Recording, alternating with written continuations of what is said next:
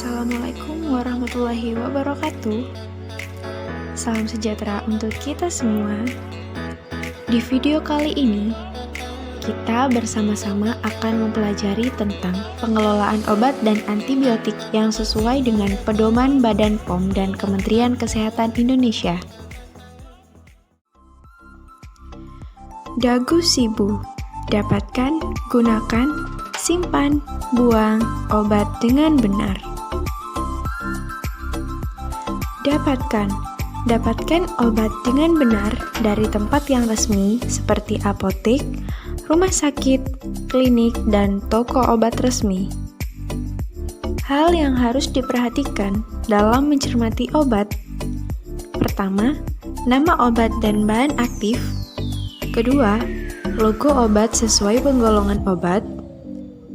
Ketiga, nomor registrasi untuk memastikan obat tersebut terdaftar di Badan POM. Selanjutnya, tanggal kadaluarsa.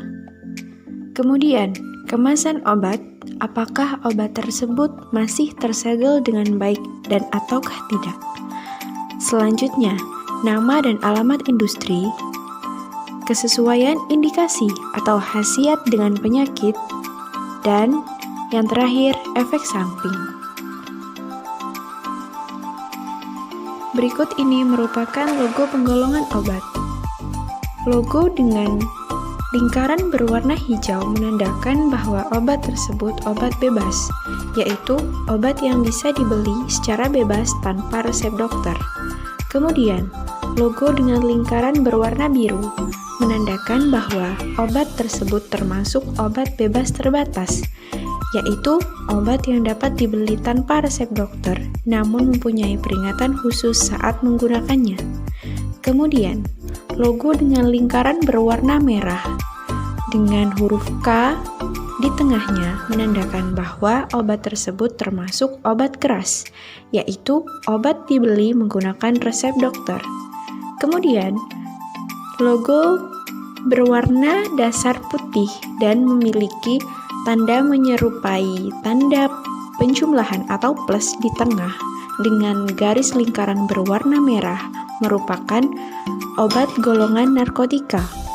Obat ini hanya dapat dibeli dengan resep dokter dan menyebabkan ketergantungan. Gunakan obat dengan benar dengan memperhatikan dosis, aturan pakai, dan lama pemberian. Dosis. Suatu contoh, obat diminum 3 kali sehari 1 tablet. Kemudian, aturan pakai. Aturan pakai juga mengandung dosis di dalamnya, namun lebih terperinci cara penggunaannya.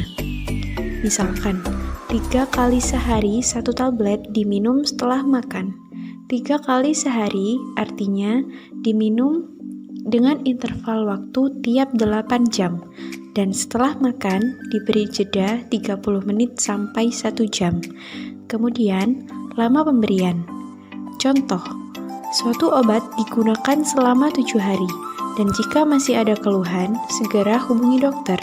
Jangan memperpanjang masa terapi sendiri, kecuali untuk obat terapi jangka panjang seperti diabetes dan hipertensi. Karena beberapa obat apabila digunakan secara terus-menerus akan memberikan efek yang kurang baik terhadap tubuh.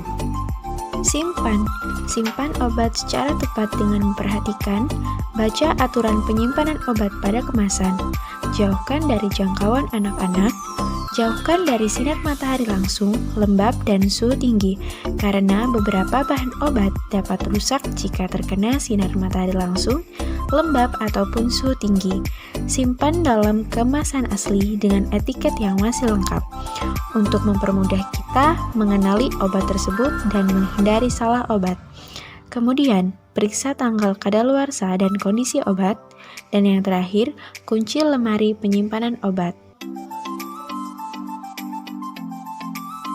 Buang obat dengan benar. Hilangkan semua label dari wadah obat. Kemudian, untuk kapsul, tablet, atau obat padat lain, hancurkan terlebih dahulu, kemudian campur dengan tanah atau bahan kotor lain. Masukkan ke dalam kantong plastik lalu buang di tempat sampah. Untuk cairan, selain antibiotik, buang isi pada kloset atau saluran air. Pengelolaan antibiotik. Apakah Anda termasuk orang yang sering menggunakan antibiotik?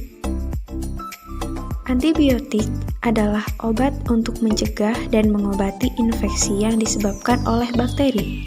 Penggunaan yang salah dapat menyebabkan bakteri resisten atau kebal. Hal-hal yang harus diperhatikan dalam penggunaan antibiotik.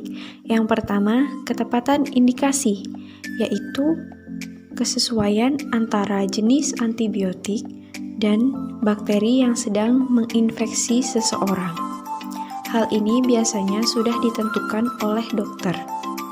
Kemudian, yang kedua adalah interval waktu penggunaan, yakni apabila antibiotik tersebut harus digunakan 3 kali sehari, artinya harus tepat digunakan dengan interval waktu 8 jam. Kemudian, lama pemberian. Lama pemberian antibiotik harus habis. Jumlah antibiotik yang sudah diberikan oleh apoteker berdasarkan resep dokter telah dihitung dan telah disesuaikan dengan masing-masing pasien. Perlu diketahui bahwa antibiotik tidak boleh digunakan sembarangan karena tidak semua penyakit dan tidak semua demam dapat diatasi dengan antibiotik.